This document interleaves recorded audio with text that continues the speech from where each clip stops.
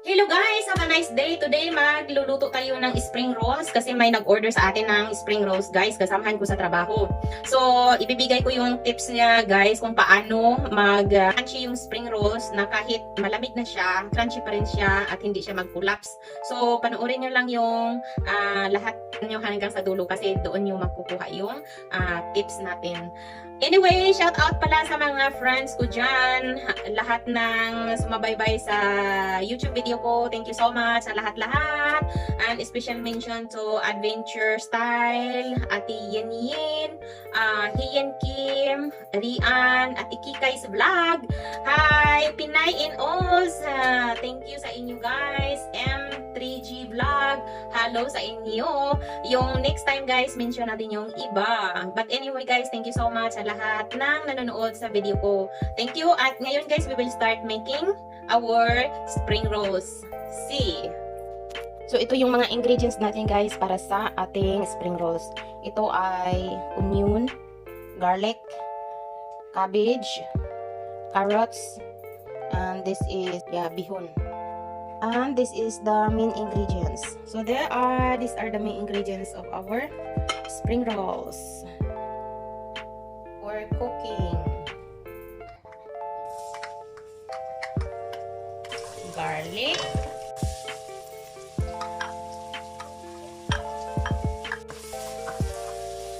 onion, kasi yung nag-order guys, beef gusto niya,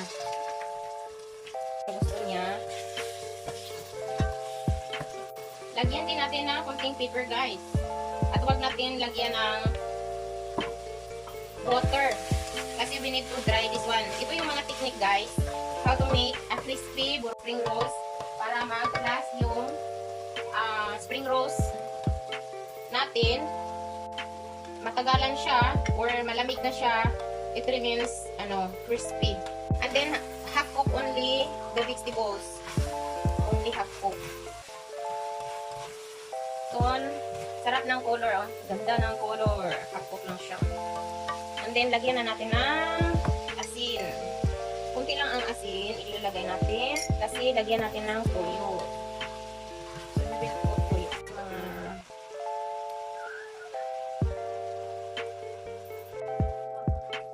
After this, ilagay na natin tong bihon. Huwag natin guys, lagyan ng water. Huwag natin lagyan ng water kasi we need to dry. I-dry natin talaga to.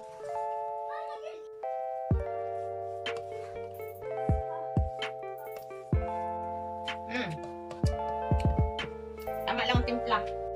Lagay na natin ang cabbage. We will put the cabbage.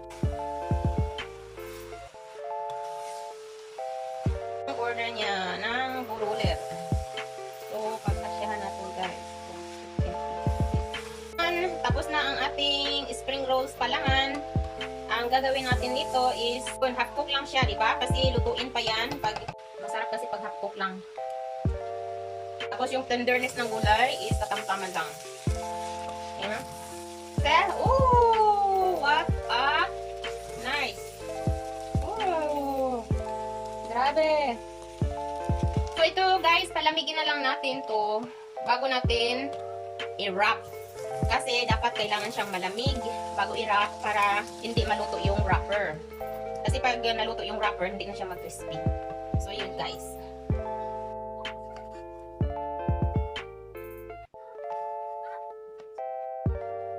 So guys, we will start wrapping our spring rolls. So this is the spring rolls wrapper.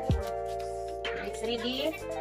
And then this is already cold before, cold it first before to wrap. So let's see.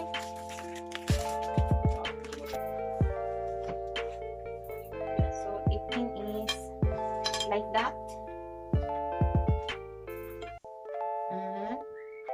Lagay natin to ng isa.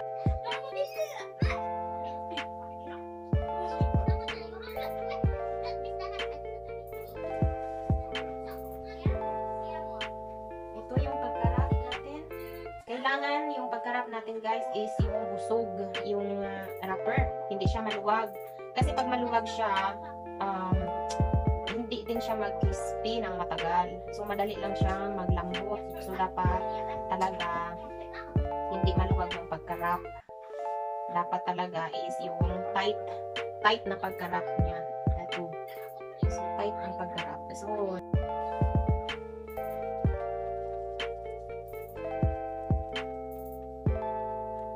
easy lang mag-wrap, guys. Simple to wrap the spring rolls. Put that, and then put that, and then roll it. So, kailangan tight siya pagka-wrap. So, yun.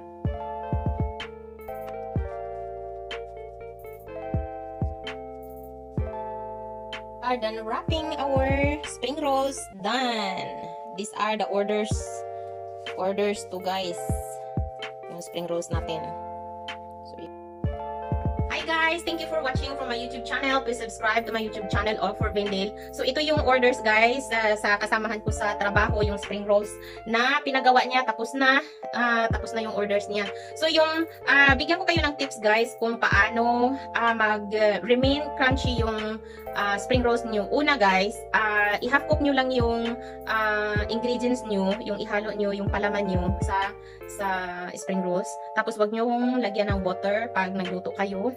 Tapos, after na maluto yan, bago nyo i-wrap, dapat, malamig siya. Tapos, i-drain nyo yung water na dry siya. At saka yung last, dapat pag naka-wrap kayo, guys, is yung tight talaga pagka-wrap. Hindi yung parang maluwag siya.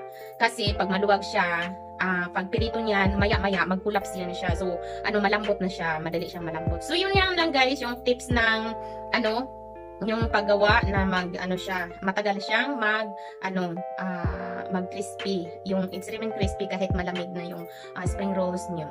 So, yun lang guys. Thank you for watching and don't forget to subscribe to my YouTube channel, All for Vendel, and click the bell below para ma-notify kayo sa next video ako. Thank you! Bye! Merry Christmas!